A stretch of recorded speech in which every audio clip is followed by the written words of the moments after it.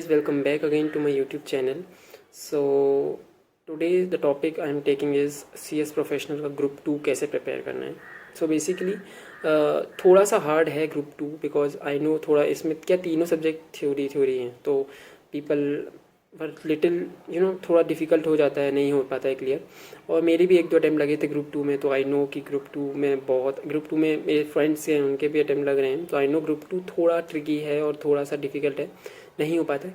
But not to मतलब मैं डराने नहीं आया हूँ यहाँ पे, जस्ट टू मेक श्योर कि हाँ मतलब मैंने पढ़ाई कैसे की थी. ये भी बताने नहीं आया हूँ कि भाई मेरा क्लियर हो गया तो हाँ तुम लोग इस मेथड से क्लियर ही हो जाओगे. नहीं, जस्ट मैंने पढ़ाई कैसे की थी वो मैं तुम्हें अच्छे से बता सकता हूँ कि हाँ मैंने ऐसे ऐसे पढ़ा था.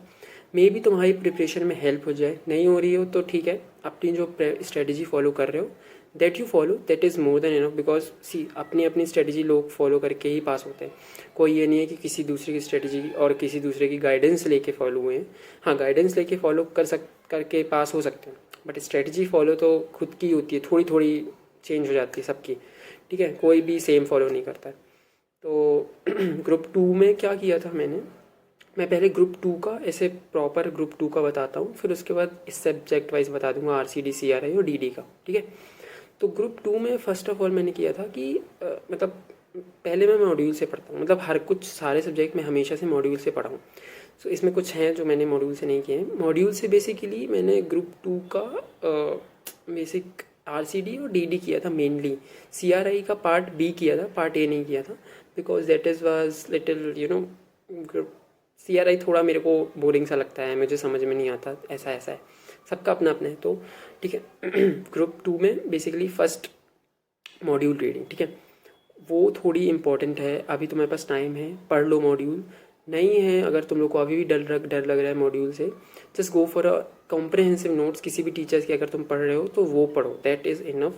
कोई प्रेशर लेने की ज़रूरत नहीं है कि हाँ इसने आदित्य भैया ने तो बोल दिया या आदित्य ने बोल दिया कि भाई मॉड्यूल पढ़ना है तो मॉड्यूल पढ़ना, नॉट मैंडेटरी. बट मैं बता रहा हूँ कि एक वो प्रोसेस में रखना कि हाँ भाई नहीं है, अगर हम कॉम्प्रहेंसिव नोट्स भी ले रहे हैं तो हम ग्रुप का जो मॉड्यूल है वो बस ऐसे देख लें कि हाँ भाई कुछ छूट तो नहीं रहा है. छूटता वैसे नहीं है, स्टिल हम एक बार पढ़ लें. क्या है, अभी जो कॉपी चेकर हो रही हैं उसका तुम सुने ही होगे, उसमें मैं कमेंट नहीं करूँगा.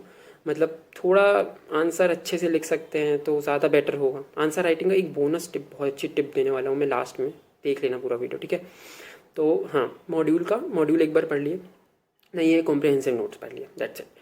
उसके बाद सेकंड रीजन, अभी फर्स्ट रीडिंग का टाइम चल रहा होगा तुम लोग का, मोस्ट प्रॉब्ली कुछ का सेकंड चल रहा होगा क्योंकि अभी अब नवंबर आने वाला है और दिसंबर में एग्ज़ाम है, तो मोस्ट प्रॉब्ली 50 डेज़ बचे हुए हैं हमारे पास. ठीक है, तो मॉड्यूल हो गया. अब कॉम्प्रहेंसिव नोट्स की बारी है. तो सी अब कुछ लोग कॉम्प्रहेंसिव नोट्स ही पढ़ रहे होंगे तो वो सेम वही यूज़ करो. नहीं है सेकंड रीडिंग के लिए तुम्हारे पास नोट्स नहीं है तो जो तुमने हाईलाइट किया होगा ना कॉम्प्रहेंसिव नोट्स में या मॉड्यूल में, तुम इससे ही पढ़ना है. सेम तुम्हें कुछ नया नहीं उठाना है, नया तो तुम्हें उठाने नहीं है भाई. ठीक है, तो ये हो गया तुम्हारा रीडिंग वाला पार्ट. और कुछ होता है कि तुम्हें समझ में नहीं आता है, छोड़ दो, थोड़ा ट्राई करो, नहीं समझ में आ रहा है छोड़ दो, आगे बढ़ो. Don't have to give too much pressure of reading one thing at the time कि भाई नहीं हो रहा है उसको पढ़े जाओ, छोड़ दो. Go with the flow, that's it. यही कुछ तुम कर सकते हो प्रोफेशनल एग्जाम में, मैंने सीख लिया है बहुत अच्छे तरीके से.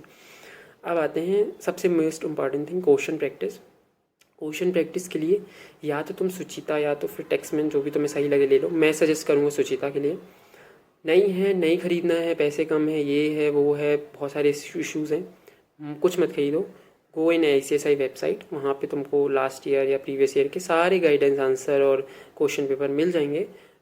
उतनी ही प्रैक्टिस कर लो, मोर देन इनफ है. 5 साल के क्वेश्चंस हैं वहाँ पे, मोस्ट प्रॉब्ली 5 साल हो गए हमारे न्यू सिलेबस 2017 को. 5-6 साल जाओ, क्वेश्चन उठाओ, प्रैक्टिस करो. ज़रूरी नहीं है कि वो क्वेश्चन तुम्हारे में आएंगे, इट्स अबाउट कि तुम वहाँ जाके ब्लैंक ना हो जाओ, दैट्स इट. तुम्हारा क्वेश्चन प्रैक्टिस करने का मोटिव ही यही होना चाहिए. मैंने भी यहीं से क्वेश्चन, एक फर्स्ट टाइम में तो मैंने आई थिंक मैं प्रैक्टिस की ही नहीं थी. फिर मुझे रियलाइज़ हुआ question practice is very very important. That's because कि वहाँ जाके जब हम एग्ज़ाम में लिखते हैं ना, हम ब्लैंक हो जाते हैं, एक्चुअली में ब्लैंक हो जाते हैं. हमने बहुत चीज़ें हौच पौच कर दी होती हैं और लगातार एग्ज़ाम्स में तो भाई 10 सब्जेक्ट एक साथ ही पढ़ते हो, तो वहाँ हौच पौच होना बनता है. ठीक है, तो एक बार प्रैक्टिस कर लोगे सारे क्वेश्चन पेपर की, और सब सब्जेक्ट के लिए जो तुम यहाँ पे नहीं बता रहा हूँ ना, सारे सब्जेक्ट भी तुम पढ़ सकते हो आराम से. ठीक है, जाके मॉड्यूल की sorry guidance note sorry guideline answer दिए हुए हैं ICSI की वेबसाइट में, वो जाके तुम पढ़ लो, वो जाके रिवाइज करो। और पढ़ना कैसे, आंसर रीडिंग करो। चलो कुछ कुछ को प्रैक्टिस का होता है, लिखना नहीं होता, तो तुम लोग लिख लो, मतलब ट्राई करो यार लिखने का, थोड़ा सा तो लिखने का ट्राई करो। नहीं हो रहा है क्वेश्चन पढ़ो, उसका आंसर उसी समय 5 मिनट लो कि नहीं आ रहा है आंसर, समझ में आ रहा है तो थोड़ा दिमाग में सेंटेंस बना लो क्या क्या है, और फिर उसी में रीड लो। सोचो कि मैंने जो सोचा था और जो लिखा है वो सही है क्या नहीं। तो मैं ये थिंकिंग प्रोसेस डेवलप करनी है अपने अंदर, that's it, that's the main thing you have to develop. ठीक है, तो ये हो गया क्वेश्चन प्रैक्टिस। अब आते हैं हम थोड़ा सब्जेक्ट वाइज में। सब्जेक्ट वाइज में पहले हम जाते हैं RCD। तो RCD में what I did is, first के जो 5 चैप्टर है वो मैंने मॉड्यूल से पढ़े थे। उसके बाद के जो 4 चैप्टर थे, बिकॉज 9 चैप्टर्स है ना, और जो 9 चैप्टर्स उनके मैंने कॉम्प्रिहेंसिव नोट्स या किसी टीचर्स के नोट्स ऐसे पढ़ा है जिसके कि वो थोड़े लेंदी चैप्टर्स हैं। और हर चैप्टर, उन 4 चैप्टर में मैंने सब में कंपनी साइड के शुरू किए हैं, वो भी तो मॉड्यूल से पढ़ सकते हो, दैट्स नॉट इशू। लास्ट के पार्ट जब आता है ना, वो फैक्ट्रीज है, सेबी के आ जाते हैं ना, जितने भी, ये सब पढ़ने के लिए हाँ तुम किसी के नोट्स रेफर कर सकते हो आराम से। लेकिन शुरू के 5 चैप्टर जो कि बहुत ईजी हैं, 3 तो बहुत ही ईजी हैं, वो तुम मॉड्यूल से आराम से कर सकते हो। ठीक है, और उनसे क्वेश्चन आते हैं, अच्छे से पढ़ के जाओ। RCD में मार्क्स खींचते हैं, मेरे भी हमेशा से RCD मार्क्स खींचे हैं। सो प्लीज़ शुरू के 5 चैप्टर में अच्छे से दम लगा के फोकस कर डालो। ठीक है, वहीं पे मार्क्स खिंच पाएगा RCD तुम्हारे। अब आते हैं DD में। DD में 40 मार्क्स का पार्ट 1 है, वो उसको पढ़ लो। 7 चैप्टर पढ़ने की ज़रूरत नहीं है, क्योंकि वहाँ पे थोड़े वो दूसरे एक्ट के दिए हुए हैं, कुछ भी दिया है उसको छोड़ दो। शुरू के 5-6 चैप्टर तो तुम आराम से मॉड्यूल से पढ़ सकते हो। बेसिक चैप्टर कुछ नहीं है उनमें, डिस्क्रिप्टिव और ये सब फालतू का कंप्लायंस फ्रेमवर्क, बस कन्फ्यूजन होती है, तो थोड़ा अच्छे से पढ़ो तो समझ में आ जाएगा। ठीक है, तो ये हो गया तुम्हारा DD का। सेकेंड पार्ट में तुम क्या सकते हो, सेकेंड पार्ट में DD ड्यू डिलिजेंस हो गया, ऑडिट वगैरह पार्ट वाले जो पार्ट है वो अच्छे से पढ़ो। और इसके लिए तुम फिर से कोई सा नोट्स रेफ़र कर सकते हो, जो भी टीचर्स के तुम नोट्स रेफ़र कर रहे हो।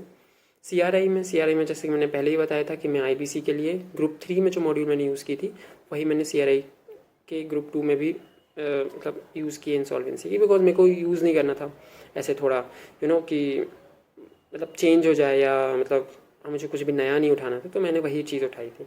जो कुछ बचा हुआ था वो थोड़ा बहुत मैंने देख लिया था नोट्स से, मैंने जिस टीचर की नोट्स फॉलो करा था उससे मैंने देख लिया था। तो हो गया ये तुम्हारा ग्रुप 3 का प्रॉपर प्लान। ठीक है, प्रॉपर प्लान मतलब मैंने बस तुम्हें बताया है कि थोड़ा बूस्टअप दे दिया है कि ऐसे ऐसे तुम्हें पढ़ना है। सबसे बोनस टिप, आंसर लिखते टाइम क्या करना है तुम्हें पता है? हर क्वेश्चन में ICSI now they are asking कि क्या सजेशन होगा CS का, as a CS what you will suggest. तो तुम उस पर क्या लिखोगे, that as per my opinion और as per me as an CS I'll suggest this, I'll advise this, I'll advise company to do this. ये line ज़रूर लिखना।